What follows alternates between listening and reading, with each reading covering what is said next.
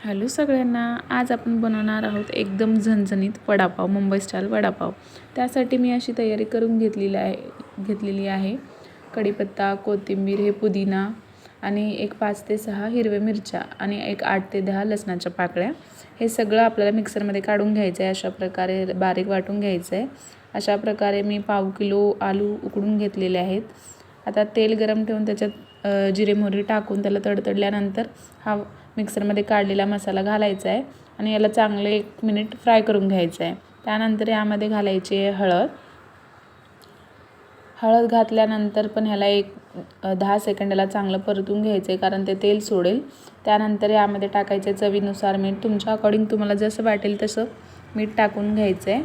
आणि आता यामध्ये उकडलेले बटाटे टाकून त्याला चांगलं हलवून घ्यायचं आहे। ट्रस्ट मी, हा वडापाव खूपच टेस्टी आणि डिलिशियस झाला होता, कारण यामध्ये मी पुदिना टाकलेलं होतं।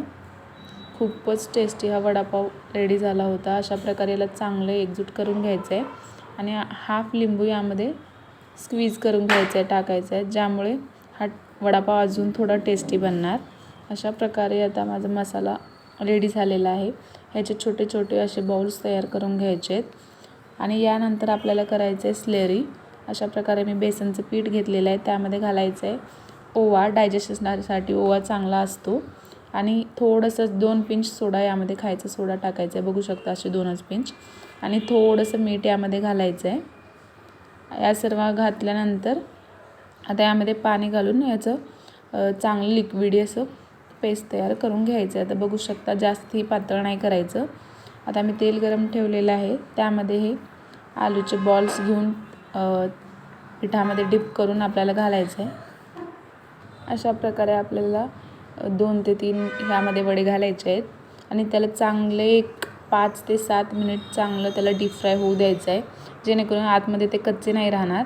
आता बघू शकता किती सुंदर हे वडापाव रेडी होत आहे। त्याला चांगले आपल्याला डीप फ्राय होऊ द्यायचं आहे आणि यानंतर मी यासोबत वडापावची चटणीसुद्धा बनवली होती, त्याची रेसिपी मी दुसऱ्या व्हिडिओमध्ये शेअर करणार। बघू शकता किती सुंदर हे माझे वडा रेडी झाले आहेत।